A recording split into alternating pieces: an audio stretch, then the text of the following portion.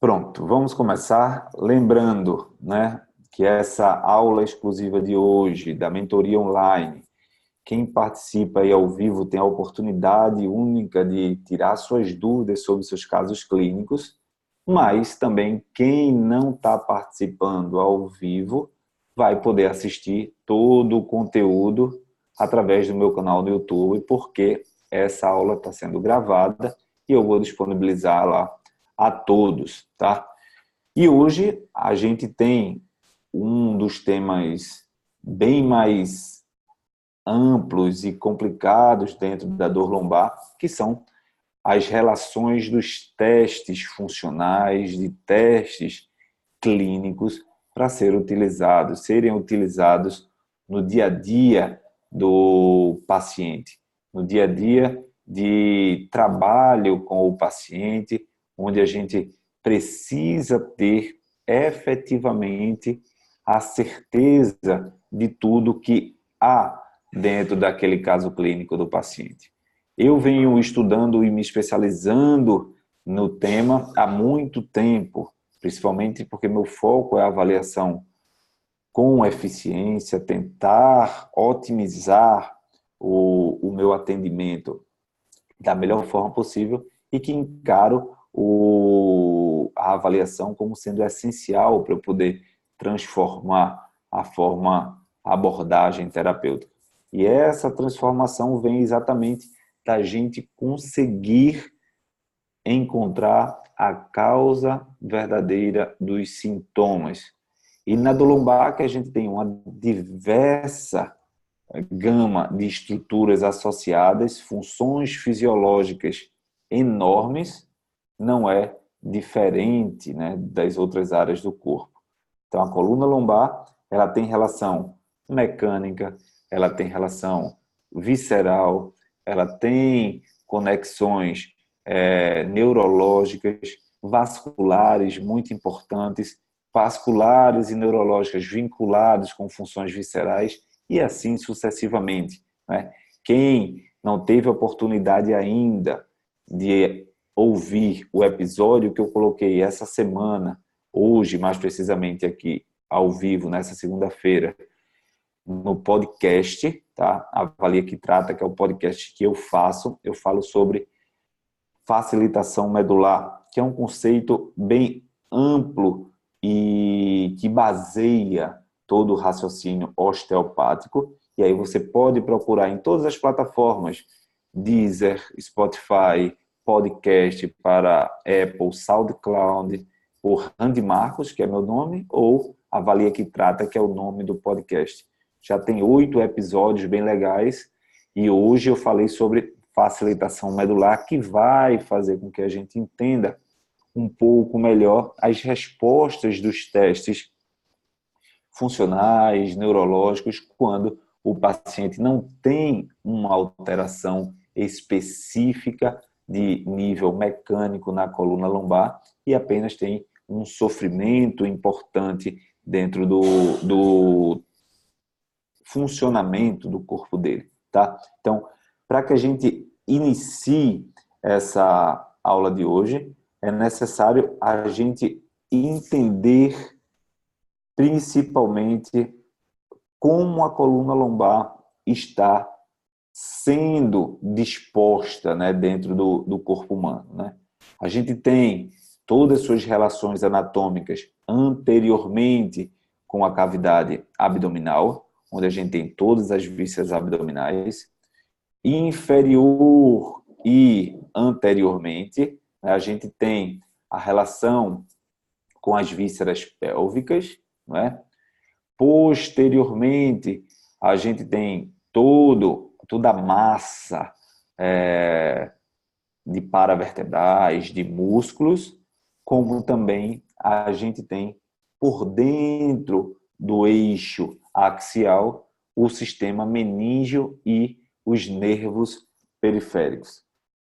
Com essa composição, a gente precisa só acabar esse envelope aí da coluna lombar com a sua porção mais superior, onde a gente encontra o diafragma. E esse equilíbrio é que faz com que a gente tenha uma harmonia no funcionamento mecânico da coluna lombar. E como isso se dá? Isso se dá com uma boa dinâmica desde lá de cima do diafragma. Isso se dá com uma resposta compatível ao nível do assoalho pélvico, das vísceras pélvicas, sem restrições, com capacidade de absorver a pressão intraabdominal. A gente também tem uma boa absorção da dinâmica diafragmática, das pressões dentro do abdômen, para gerar um conforto desse apoio que a gente chama apoio hidropneumático. Hídrico é por conta de toda o tecido aquoso, de função digestiva, e pneumático, dessa questão da cavidade também torácica, junto com o diafragma. Com esse contexto, a gente pode manter um equilíbrio mecânico ou não. A gente tem um apoio hidropneumático mais à frente, né, com as vísceras e as cavidades, e se essa cavidade estiver vazia, murcha, com tensões, vai tender a ter uma força convergente, uma força que vai puxar a gente em estímulo cifótico. Se a gente tem uma função, vamos dizer assim, mais de estufamento, de pressão, de aumento de volume abdominal, a gente tem uma tendência de expansão do nível abdominal, do nível da coluna lombar. Com esse contexto, a gente tem essa tensão intraabdominal regendo esse equilíbrio. E para que ela se mantenha estável, a gente tem os músculos associados a ela com uma dinâmica de trabalho de contração em rajada, né? Onde o músculo vai tender a se desequilibrar para trás, para frente, para um lado e para o outro, e ele vai se contraindo para manter a estabilidade. E isso é muito interessante, que a gente pode verificar quando a gente quer ficar parado. Quando a gente está em pé e quer ficar parado, de alguma forma, a gente observa que o nosso eixo corporal ele fica sempre instável. É uma estabilidade instável que existe dentro do corpo, mesmo a gente tentando ficar parada. Por quê? Porque existem vários estímulos que vão comandar esse equilíbrio do corpo. Forças ascendentes, tá? Que vêm do solo, e forças descendentes do peso do corpo, que isso vai reger isso. Não seria exatamente, de acordo com a pergunta aqui da Elaine, seria o efeito Turgot, seria isso? Não necessariamente, que o efeito Turgot seria de uma forma muito específica, celular, uma forma muito específica mesmo, vamos dizer assim. Mas é bem semelhante a esse efeito. Dentro da teoria do método Busquet, de cadeias fisiológicas, que eu fui professor assistente, a gente tem uma pressão intraabdominal elevada, que chama uma relação contentor, músculos, tecidos, conteúdo, onde o conteúdo está com a pressão maior. Por exemplo, um aumento de volume intestinal por acúmulo de gases. E isso vai aumentar a pressão intraabdominal de forma extrínseca, né? E excêntrica. E, no caso, de uma retração por cólicas, uma retração facial por qualquer tipo de tecido, pode gerar um problema funcional em convergência. Dessa forma, a gente tem esse desequilíbrio mecânico que aí começa a ser compensado pelas contrações em rajada das fáscias. O grande problema está quando a gente tem um desequilíbrio corporal e esse desequilíbrio é crônico. E esse desequilíbrio passa muito tempo nos colocando em uma condição de ou flexão lateral, flexão com rotação, ou extensão excessiva, extensão com rotação. E isso vai pedir, solicitar a todo o sistema músculo-esquelético uma adaptação postural, que aí é onde entra as retrações faciais. As retrações faciais vão manter as necessidades fisiológicas do corpo para que esse corpo humano não gaste tanta energia contraindo a musculatura para manter essa postura estável. E com esse raciocínio vai se mantendo o equilíbrio. O grande detalhe é que muitas dessas alterações podem ser regidas tanto por questões fisiológicas, de sistema nervoso autônomo, de estresse, de desequilíbrios corporais como um todo, fisiológico, mas também por postura permanente em um só local. No módulo de fisiologia neuromuscular do meu treinamento Upper Assessment de avaliação, eu falo sobre isso, que é sobre encurtamento muscular. Na última aula também eu falei sobre isso, e que é importante que vocês entendam o que é o encurtamento muscular, funcionalmente falando. É o corpo se acomodando às sobrecargas necessárias para que ele viva em equilíbrio dentro do dia a dia. O que é isso? Se eu trabalho o tempo todo sentado com uma tendência mais cifótica, com a flexão do tronco e apoio mais a nível abdominal, o corpo vai tender a diminuir, a retrair as fáscias relacionadas com essa postura. Por quê? Porque eu passo muito tempo naquela posição, fisiologicamente o corpo entende que não há necessidade de se manter uma amplitude de movimento maior e gastar mais energia para isso, se não está sendo utilizada. Eu costumo associar a perda de peso, por exemplo, para uma pessoa que perde peso 20 quilos através de exercício e dieta, com uma pessoa que perde 20 quilos pós-cirurgia bariátrica. O que é que acontece? Essa pessoa que perde o peso com 20 quilos, né? Após uma cirurgia bariátrica, você vê que ela fica flácida, com muita pele solta. Já a pessoa que perde peso com um tempo de exercício, com dieta, ela dá capacidade proprioceptiva para o corpo responder às alterações de tamanho, de forma.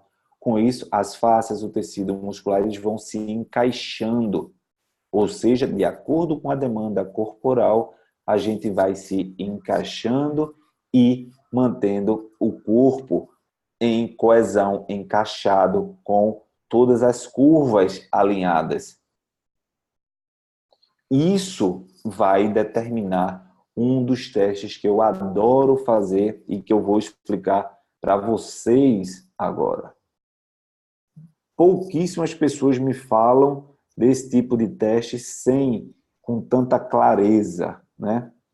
Que é o seguinte: se eu tenho o sistema tônico postural facial sendo atraído para as minhas adaptações diárias, tá?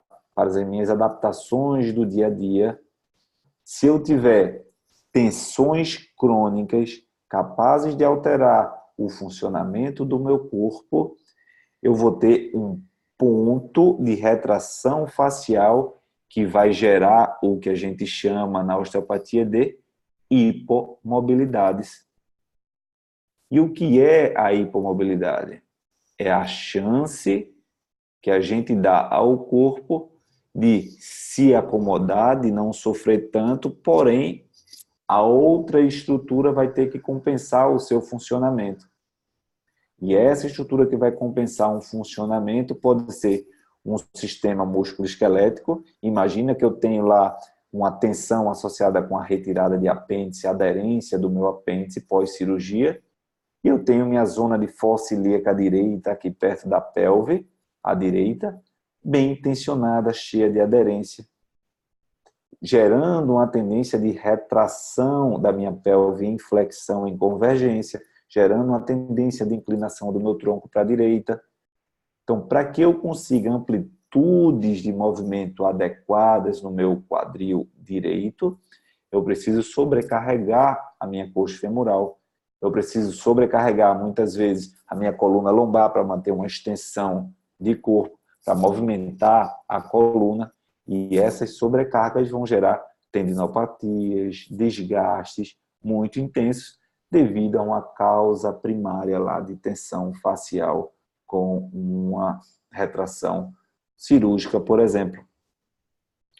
E aí, o primeiro teste que eu queria que vocês fizessem, a partir de amanhã, quando pegasse um paciente, vocês tenham noção assim, paciente com dor lombar e que você não sabe muito bem para onde vai, o que é que está acontecendo, simples. Repouse a mão em cima da região abdominal. Peça para ele respirar profundamente e relaxar. Dessa forma, você vai sentir o abdômen subir e ele deve descer naturalmente. Porém, não é isso que acontece. O que acontece com a maioria das pessoas que têm disfunções na coluna lombar é que essa mão ela vai ser direcionada para as zonas de tensão. Quando a gente expirar, a mão vai seguir ou para a região pélvica, ou para a fossa ilíaca esquerda, ou para a fossa ilíaca direita, ou para a região do estômago, ou para a região do fígado, ou para o flanco direito, ou para o flanco esquerdo. Com esse raciocínio, você tem um direcionamento funcional das tensões que estão ocorrendo no corpo do paciente. Vocês precisam entender que isso vai ser uma zona de tensão, uma zona de desequilíbrio. E aí, essa zona de desequilíbrio vai gerar compensações funcionais, sejam elas fisiológicas do ponto de vista gastrointestinal, devido a essa região de aderência, por exemplo, ou mecânica. E como eu falei para vocês, existe o conceito da facilitação medular, que eu falei hoje lá no meu podcast, episódio número 8, podcast Avalia, que trata em todas as plataformas de música, Spotify, Deezer, SoundCloud, enfim, que é quando o corpo encontra a justificativa plausível de compensar através dos seus colegas de metâmero. O que é isso? Ossos, pele, músculos, vísceras e vasos que vão estar sobrecarregados devido a uma cronicidade de agressão em algum desses tecidos. Num caso aí, a gente tem uma cronicidade de agressão no dermátomo, na pele, que pode gerar um déficit circulatório, que pode gerar vários problemas associados. E aí, quando a gente encontra esse problema, muitas vezes essa variação de tensão, quando corrigida através de manobras terapêuticas manuais, que não é o caso da aula de hoje, de se falar, a gente tem um encontro da justificativa relacionada com isso. No caso lá da região do apêndice, por exemplo. A região do apêndice, ele pega um pouco já ainda, né, a inervação lá do nervo vago, do parasimpático. Lembram? Nervo vago, 11º par, inerva as vísceras abdominais parasimpáticas. Então ele pode cursar com dores nucais devido a isso, com queixas e tensões? Sim, por que não? Já pensou nisso? Em tratar uma tensão nucal, tensar dores e tensões na coluna cervical devido a aderências lá abdominais? Isso do ponto de vista apenas neurofisiológico. Se a gente for entrar no ponto de vista mecânico, também existem desequilíbrios mecânicos que vão me tensionar, inclinando para a zona de tensão e que vai necessitar de uma adaptação do corpo que pode gerar um desequilíbrio da coluna cervical. E quando vocês, de posse disso, têm discernimento na hora de avaliar o paciente, é que seus resultados vão crescendo. Qual é o grande problema que eu venho repetindo? É que estamos vivendo uma era de obesidade intelectual. O que é obesidade intelectual? Quem já me escutou a falar disso sabe. É simplesmente muito conteúdo e pouca prática. E pouco foco, pouca utilização. Eu sei disso porque todos me acompanham aí nas redes sociais, sabe que eu tenho curso, que eu ministro curso, que eu acompanho, né, a formação como coordenador da Escola de Osteopatia de Madrid aqui em Recife, de muitos alunos, e a gente vê que muitos têm conteúdo para dar e vender, porém não se dedicam em investir um pouco de tempo em praticar aquilo que desejam. E quando a gente tem muito conteúdo e não pratica, né, o conteúdo que a gente está fazendo, fica muito mais difícil obter resultado. E aí, muitas vezes, não é o culpado não é o professor, muitas vezes o culpado não é apenas quem está ministrando a aula. Quando vocês veem que muita gente faz cursos e mais cursos e não alcançam resultados específicos, é porque muitas vezes essa pessoa só frequentou, né, as aulas e não pôs nada em prática, né? E isso é determinante, né, no dia a dia da gente. Então, se você quer ter resultado, selecione quem você quer acompanhar. Não sei que vocês receberam o e-mail da mentoria, eu falei claramente, tá? Quem não quer participar, rua, vai lá, tem descadastrar lá embaixo. Por quê? Porque não me interessa pessoas que não querem crescer profissionalmente. E aí me ocupa, me dá mais trabalho, enfim, e não fazem por onde atingir uma performance profissional. E eu não quero gastar meu tempo com esse tipo de profissional que não está se dedicando. E aí, ver um depoimento aqui, um comentário da Angélica que diz: suas aulas estão me auxiliando muito no entendimento de prática supervisionada nos atendimentos de paciente. Isso é o que motiva eu estar hoje, depois de um dia de atendimento, ainda aqui conversando com vocês, né? Por quê? Eu quero que todo o conhecimento que eu consigo passar nos atendimentos dos meus pacientes seja disseminado e vocês consigam praticar, né, cada dia mais isso, né?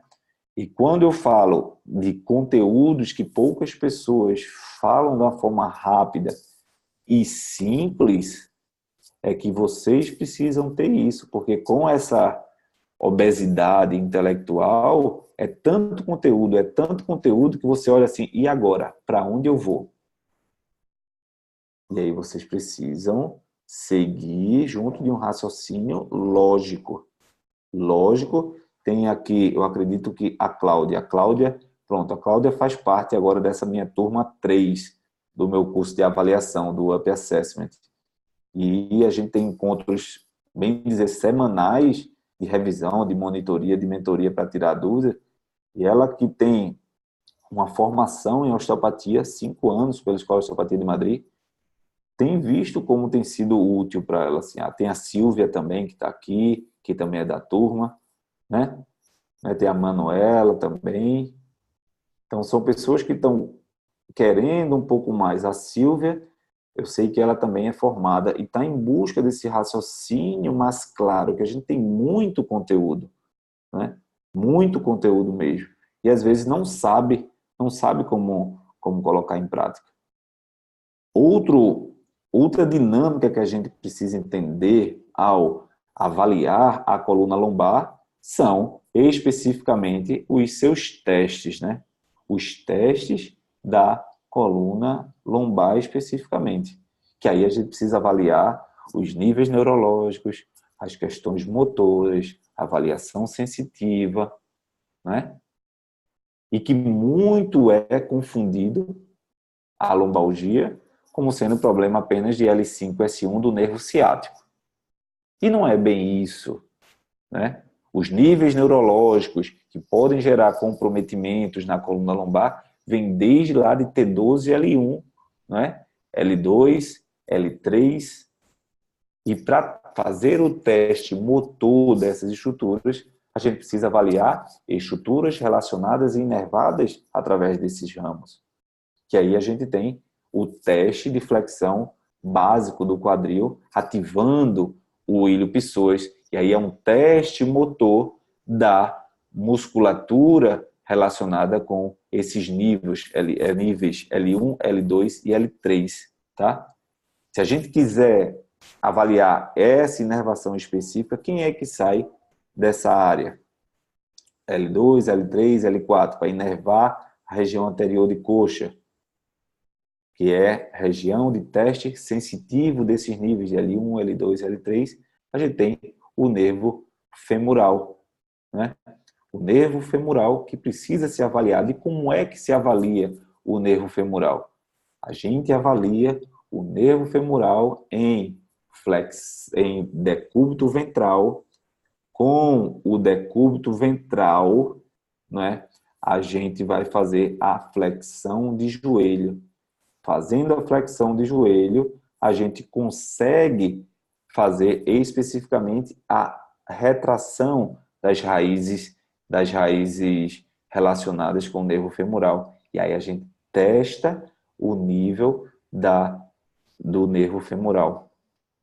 L1, L2, e se o paciente tem sensibilidades a nível de coxa, né? E quando a gente pensa nas outras áreas, a gente tem L2, L3 e L4 especificamente, que aí a gente tem o teste específico de força, teste motor específico do nervo femoral, que aí é o extensão de joelho. O nervo femoral, ele sai dos ramos posteriores dessas raízes. E quem sai dos ramos anteriores? Quem pode me dizer? Lembrem-se, muito importante para a mecânica do joelho, quem assistiu à minha última aula sobre a mecânica do joelho, a gente tem o nervo obturador. Muito bem, Carlos. A gente tem o nervo obturador para inervar os adutores. E aí, quando a gente tem o nervo obturador para inervar os adutores, a gente tem que alterações no nível de L2, L3 e L4 podem interferir no funcionamento do equilíbrio do corpo em adução ou abdução, nesse eixo de plano frontal, né, ou coronal de movimento. E se a gente tem esse desequilíbrio, o que é que ocorre? Problemas no eixo coronal, a gente tem problemas de adução e abdução provenientes da coluna lombar, que pode comprometer um dos músculos essenciais para o funcionamento do membro inferior, que são os glúteos. E nesse contexto, precisa ser avaliado esses níveis neurológicos.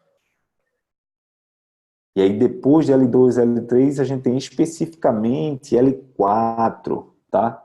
L4, que aí a gente já pode trabalhar um pouquinho também nos testes de reflexo. O reflexo patelar, por exemplo. O reflexo patelar, a gente vai trabalhar em cima do nervo das raízes de L4. E aí o paciente com hérnias L4 tem que ter alteração nos nervos. Tem que ter alteração de excitabilidade no teste de reflexo, né? Se você trabalha com paciente com dor lombar, com hérnia, e não faz isso, não observa o reflexo do seu paciente, você está perdendo. Você não vai conseguir ter discernimento na avaliação.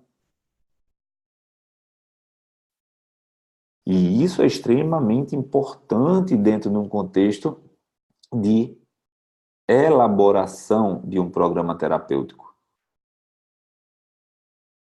Então, são coisas que a gente vai dentro da prática clínica. Eu já há mais de 10 anos já trabalhando com pacientes. Eu fui fazer uns cálculos, me assustei. Eu fui fazer uns cálculos há 15 dias atrás, eu tinha realizado mais de 8.000 atendimentos já. É muita coisa.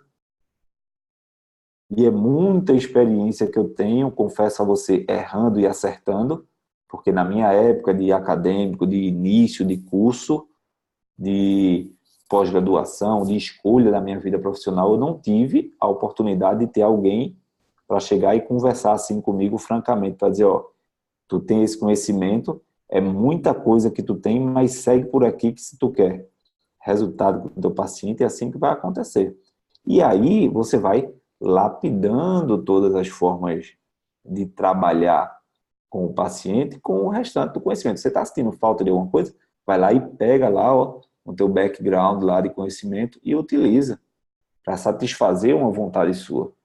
Mas eu vou lhe falar, dentro do que a gente utiliza no dia a dia, quem participou dos meus cursos aqui, o pessoal está colocando, depois eu leio aqui o que o Leonardo falou, Maria Angélica, enfim. 90%, 80% a 90% do que você precisa para gerar resultado para o seu paciente é o que eu falo no curso. Não digo 100% porque depende muito do contexto para você utilizar isso. Né? Depende muito de cada paciente, de como se faz isso. Mas tudo que eu utilizo no meu dia a dia clínico está aí à disposição de todos, para todos poderem ter os mesmos resultados, conseguir trabalhar. Inclusive, hoje eu estava conversando com um paciente sobre isso. Como eu rodei a chave da minha vida profissional quando eu decidi disseminar conhecimento para vocês. Porque a partir de agora eu me obrigo a estudar não por mim, não por vocês, mas pelos pacientes que vão ser atendidos por vocês. E vocês precisam ter conhecimentos fortes para poder utilizar isso. Imagina, você tem uma disfunção lá de L2, L3. Zonas de inervação de quem? Do ponto de vista autonômico, fisiológico, relacionados com o intestino. Aí você tem alteração intestinal, você tem alteração de nervo femoral obturador, né? Você tem um paciente que chega talvez para você com uma pubalgia por conta de um problema intestinal. Entende como isso é lógico, mas é muito lógico depois que a gente fala. E é essa experiência que eu tento trazer sempre para vocês e que lá no treinamento a gente vai dando uma dinâmica melhor a isso, né? Vai dando um raciocínio, né? De anatomia, fisiologia, biomecânica, porque a gente precisa ter o que a Elaine botou aqui. Eu me sinto assim. Tanto conteúdo para organizar a minha caixinha cerebral que tenho medo de não conseguir. Está tudo aqui mais bagunçado. É exatamente isso, Elaine. Que o que eu tento e peço, insisto, que coloquem em prática tudo que eu estou falando no outro dia. Quem me acompanha há muito tempo, você é uma pessoa que me acompanha há muito tempo, eu vivo falando. Coloque em prática alguma coisa, nem que seja alguma coisa que eu falei, coloque em prática para não esquecer, para ter uma sequência, para ver resultado. Eu vou lhe dizer uma coisa, quando eu comecei a osteopatia, eu tinha resistência a fazer técnicas cranianas. Porque eu tinha medo do que o paciente ia pensar. Como é que eu estou tratando uma lombalgia, uma ciatalgia dele, Não posso não, trabalhando o mano. Ela tá, crânio. eu tô em aula, mano. Ela não E pode sair daqui, aí, não. dentro desse contexto, eu tenho um paciente que pode duvidar do resultado. E qual era a literatura que eu tinha? Nenhuma. Tinha que os professores me diziam que dava certo. E aí eu fui mesclando meu atendimento, colocando cada dia mais, errando e acertando coisas que vocês que me acompanham estão minimizando 70%.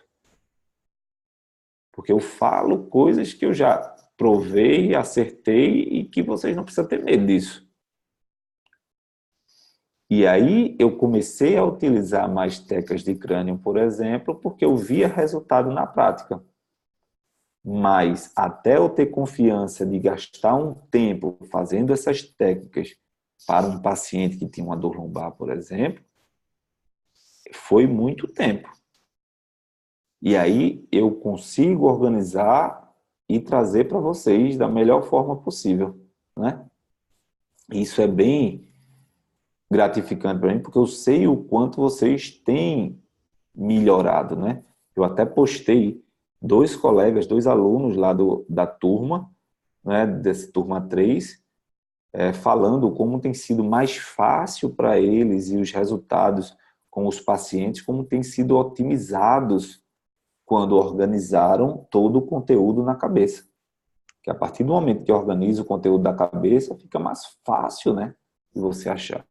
Eu costumo dizer, o que é que você vai olhar em um raio-x, por exemplo, se você não sabe o que precisa achar no raio-x? Se você chega para atender um paciente para avaliar uma dor lombar e não está claro um organograma na sua cabeça das possibilidades de causas da dor lombar, você vai perder muito tempo até encaixar tudo. Porque com 2, 3 palavras que o paciente disser, você já tem que fazer um scan na sua cabeça e puxar, interligar isso, puxa uma função muscular, isso vem uma função articular alterada que pode ter relação com um desequilíbrio traumático ou uma alteração de estresse e assim sucessivamente.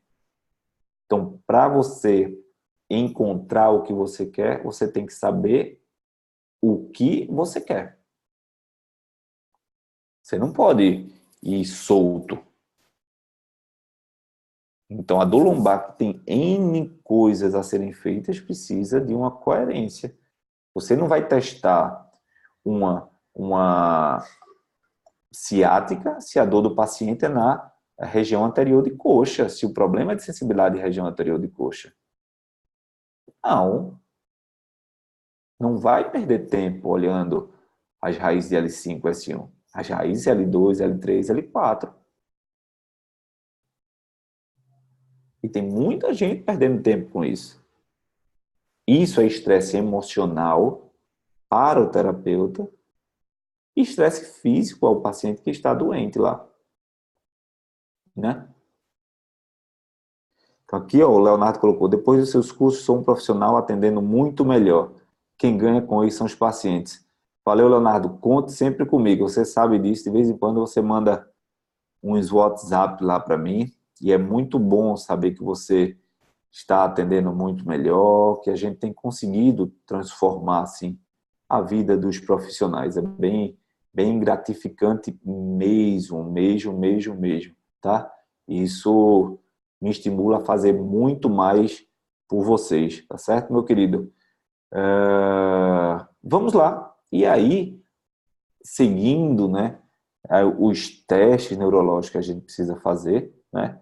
Quando a gente vai em L4 especificamente, a gente também tem uma relação com o nervo fibular, principalmente a porção profunda, relacionando com o movimento do tibial anterior, da contração do tibial anterior. E aí o teste de força neurológico de tibial anterior pode comprometer esse contexto, tá? E também a parte sensitiva de porção medial da perna pode estar comprometida, tá? E é bem nível 4 de teste neurológico, tá? É bem nível 4 mesmo, tá? Então, preste muita atenção. Quando a gente chega para ver L5 e S1 mais voltado com a parte ciática, primeiro, a gente tem que saber por onde vai passar esse nível de L5, né? O teste motor de L5, pessoal, é a elevação do hálux. Tá? Elevação do hálux. Se o paciente tem dificuldade de elevar o hálux em relação a qualquer outra estrutura, vocês precisam estar atentos a isso. Assim como a sensibilidade do nível medular de L2 proveniente de uma discopatia está relacionada com a região dorsal do pé.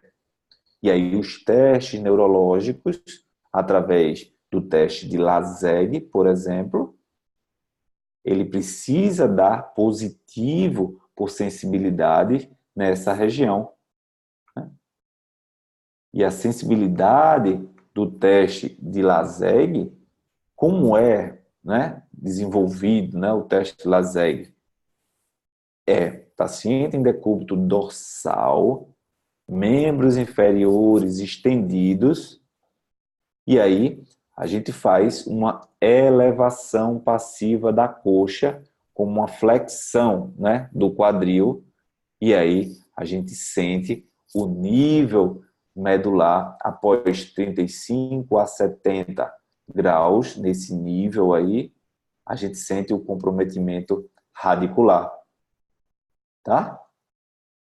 E isso é muito importante que a gente saiba, para que a gente perceba qual é a zona de dermátomo, de sensibilidade que pode estar gerando sofrimento no paciente. Sensação de frio, de calor, de formigamento no dermátomo é muito frequente para esse nível, certo?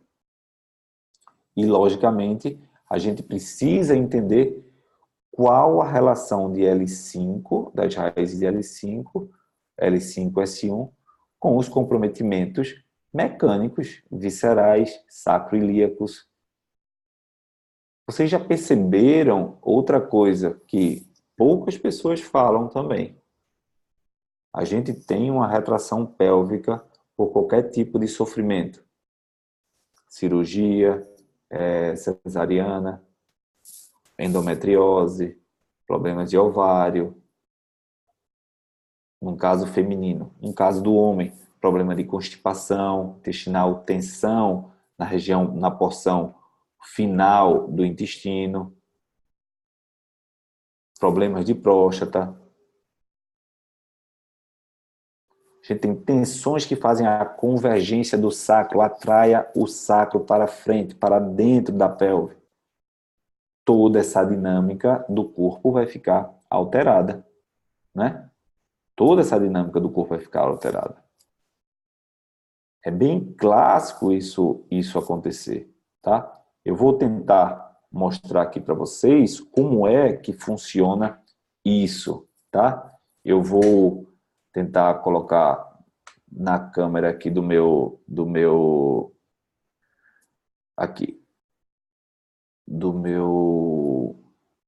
celular, tá? Vou mudar aqui a câmera, tá? E aí, tá aqui, certo? E agora eu vou falar aqui. Vamos lá. Ok. Vamos lá. Não tá pegando aqui. Mas espera aí, viu? Incluir áudio. Pegar usando o áudio da internet. Ok. Deixa eu ficar aqui mudo agora. Tá dando retorno aqui, peraí. Vocês conseguem ver a imagem? Selecionem o outro vídeo aqui que eu tô, porque senão eu não consigo ter áudio. Deixa eu tentar. Vocês conseguem me ouvir, né? Pronto, acredito que agora fica melhor. Pronto. Eu tenho aqui, ó, a coluna. Deixa eu abrir. Pronto, aqui. O crânio, certo? Aqui embaixo, a coluna cervical, dorsal, lombar. E essa seria a mecânica normal. Toda a curvatura do corpo sendo mantida. Quando eu tenho problemas aqui na região pélvica, eu tenho tensões. E essas tensões aqui vão gerar uma força de atração. E essa força de atração vai chamar aqui, ó, o meu sacro, opa, em convergência para esse ponto. Para fechar a tensão através das forças dos ligamentos. A gente tem aqui ligamento útero-sacral, tem ligamento largo aqui na pelve. E essa tendência de torção, de anteriorização do sacro, vai tirar esse platô, jogando a coluna lombar para fazer um equilíbrio dessa mecânica, aumentando o estresse através de uma lordose lombosacral e não uma lordose a nível de L3, como é geralmente. E esse comprometimento, através dessas aderências, atraindo o sacro para frente, vai pedir uma adaptação de curvatura do corpo, gerando um sofrimento posterior a nível medular. Isso poucas pessoas vão lhe dizer hoje no dia a dia, porque isso vai muito do entendimento da prática e da forma que a gente olha e entende para poder passar para vocês. Quando a gente entende isso, que tem o comprometimento, a gente começa a ver também que, ó, o SNA daqui, ou seja, sistema nervoso autônomo, está alterado, que pode comprometer outras funções. A gente tem também aqui associada com o sacro, na área da osteopatia, a gente sabe que o ritmo craniano vai estar alterado, alterando a dinâmica intracraniana. Podem gerar tensões, dores de cabeça, tensões nucais, por conta disso. E muitas vezes os pacientes chegam com essas tensões associadas a transtornos fisiológicos de pelve, de intestino, de menstruação, de função de ato sexual, por exemplo, e associando a disfunções superiores. Quando a base do problema está aqui, você resolve isso aqui, ó, liberta. Menos um perigo. Entende? Então, para que vocês passem a entender melhor todas essas questões, voltando aqui para mim, fica muito mais fácil quando a gente entende essas formas de comportamento do corpo, né? Todo mundo está me ouvindo, tá? Tá? Tranquilo, Elaine? Pronto. Então, essa forma, essa perspectiva de entender o funcionamento do corpo, da coluna lombar, de funcionalidade, é que vocês precisam estar atentos, porque isso, o dia a dia que traz essa expertise, né? Como eu falei, tem uma alteração de dura mater, já respondendo à pergunta do Igor. Igor, meu querido, vou até abrir aqui o seu microfone, está aberto, tá certo? Para você falar aí. Você perguntou para mim como é a questão de sintomas de nível central e de nível, ou de problemas periféricos. Primeiro, cara, os nervos periféricos, eles vão dar, como eu mostrei, sintomas dentro de um padrão de dermátomo, de miótomo, dentro de um padrão específico, de força muscular, de reflexo alterado. Já a alteração de dura mater, a alteração de função do sistema neuromeníngeo, ele gera uma tensão mais difusa, uma tensão que vai comprometer toda a paravertebral, de muita tensão, devido à sua conexão, tanto neurofisiológica, como por tensão músculo-esquelética, através do sistema facial lá do reto posterior menor da cabeça, lá dos suboccipitais, que conecta na região de base do crânio. E aí, a gente tem essa tensão que a gente pode ver muito simples, se você for procurar as tensões de dura mater em pacientes com meningite, vocês vão ver que um dos sinais é espasmos dos paravertebrais. Ou seja, toda a cadeia posterior está muito tensa. É aquele paciente que não consegue fazer a flexão do tronco nível de vertebral por nível vertebral. Porque existe uma tensão dura mater, seja por queda, seja por acidente whiplash, acidente automobilístico, seja por várias disfunções cranianas, disfunções de parto, né? Ou por alterações de tensões associadas lá com as aderências pélvicas. Não sei se eu consegui responder, meu querido. Pode falar aí, pode interagir aí com a gente, que a gente vai explicando para você. Igor? Alô, som? Eu acho que ele não está perfeito, ele botou aqui. Beleza, tranquilo. Então, se você entendeu, para mim, esclareci sua dúvida e foi capaz de mostrar também essa relação para o pessoal. Aproveitando, né? Teve outra pessoa aqui que perguntou também sobre alguns testes, mas eu vou falar especificamente para Ticiane aqui. Não sei se ela pode falar, tá? O teste, a gente tem o teste de Mitchell, que é a dúvida dela, para pacientes com dificuldades de mobilidade, como um idoso, que não pode fazer uma flexão de joelho, sentar no joelho, por exemplo.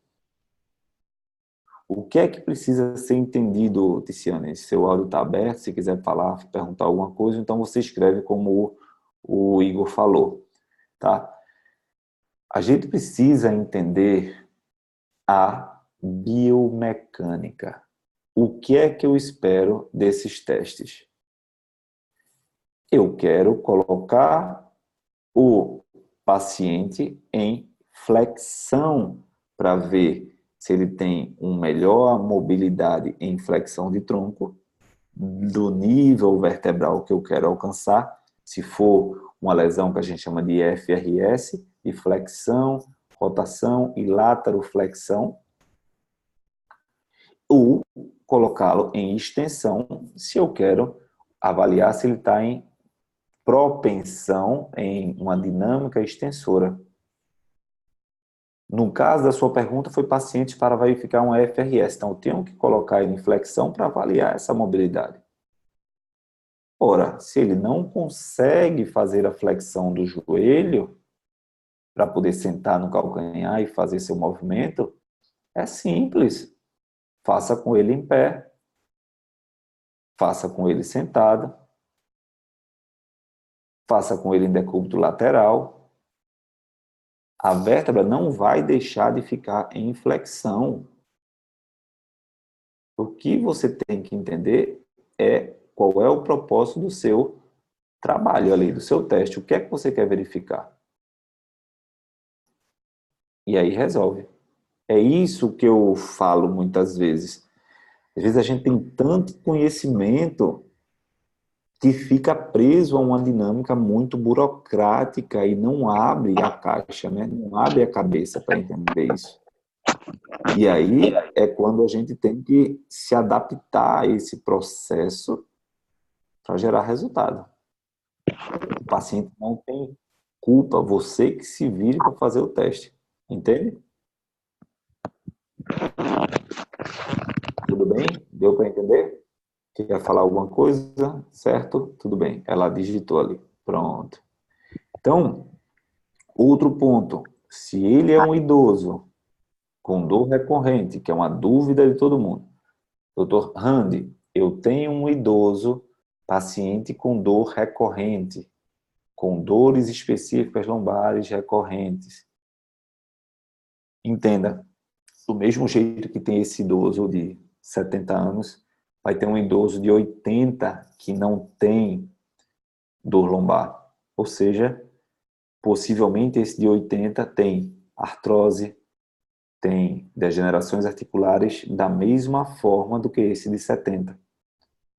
E qual a diferença de um para o outro? Um tem mobilidade, um tem funcionamento fisiológico melhor em detrimento do outro.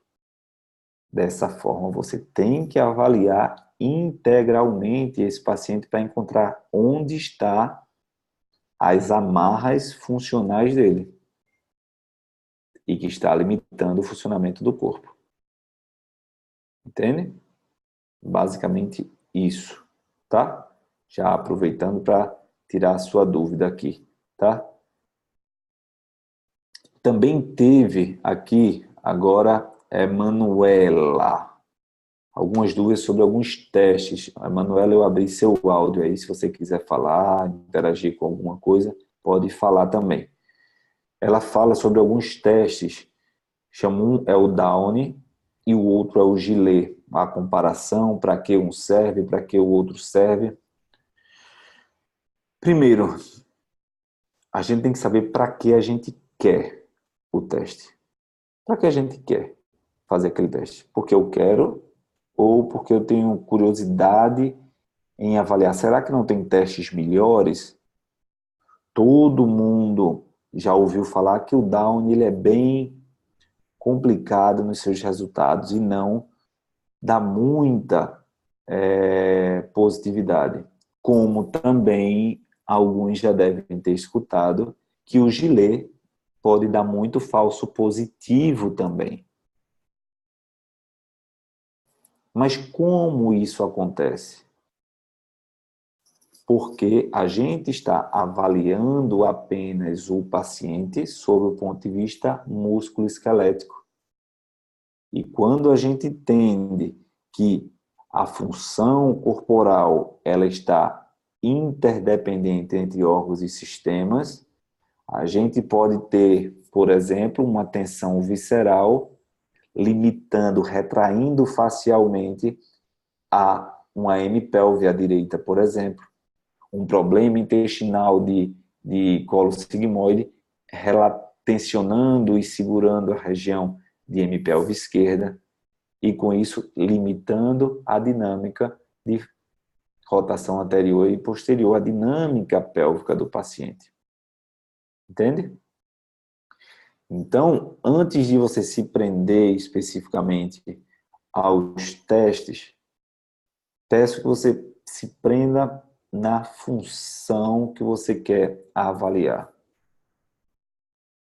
Mesmo fazendo todos esses testes mais mecânicos, eu tento procurar quais são as suas relações fisiológicas naquele nível que pode estar comprometendo. Por exemplo, a lombar problemas intestinais, problemas de fígado, problemas de estômago, problemas renais, problemas ginecológicos, o que pode estar alterando a função corporal. E aí limitando a positividade ou negatividade do teste, entende? É super importante o teste. Ele vai lhe dar uma dimensão de onde está o problema. E se não tem, ele vai estar ali, ó, livre, vai estar bem. Tá? Não sei se eu consegui responder a sua pergunta. Se você não quiser falar, vou até deixar mudo, que nem som está saindo de você aí. Pode também digitar aqui pra gente, tá? Não tem problema. Tá? Tem outras perguntas aqui que eu posso responder, mas não é do pessoal que está participando. As pessoas que colocaram não estão participando, então eu não vou responder, porque se não veio, não tem interesse em saber, tá? E aí, outros testes que vocês precisam entender, que eu gosto muito de fazer, é o teste de flexão em pé, o TFP, que muitas vezes a gente faz para avaliar a tensão lá do paciente com o apoio nessa região, tá? E aí, quando a gente faz, a gente tem que acompanhar essa tensão até ela ser interrompida. Onde ela interrompe ou deixa de funcionar bem, deixa de elevar o polegar em aproximação, é o local base de tensão do problema, tá?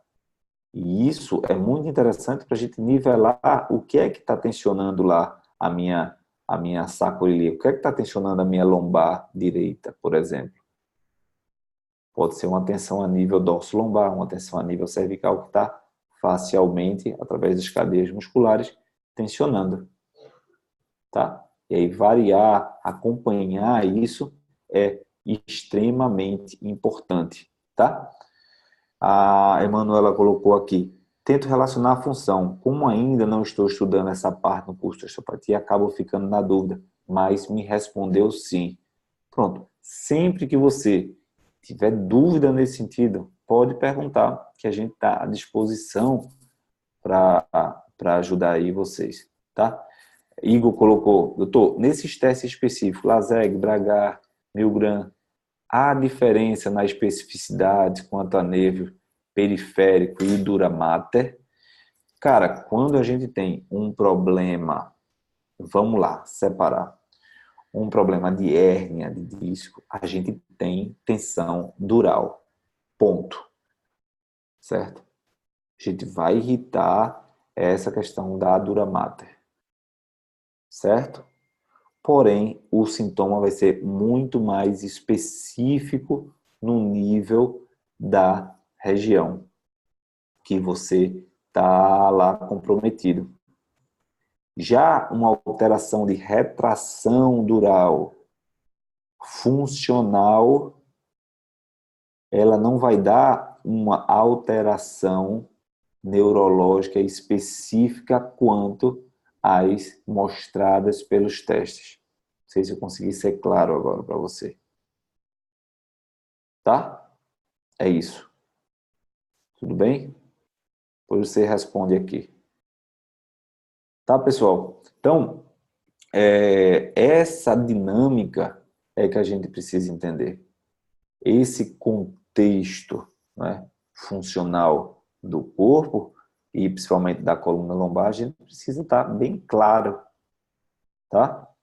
Então, agora eu queria abrir aqui para vocês, para todos que estão participando, para um pouco de pergunta, né, para que se querer aprofundar em algum ponto específico da sua vida profissional, e aí a gente vai discutindo um pouco mais dentro da possibilidade de cada um, né?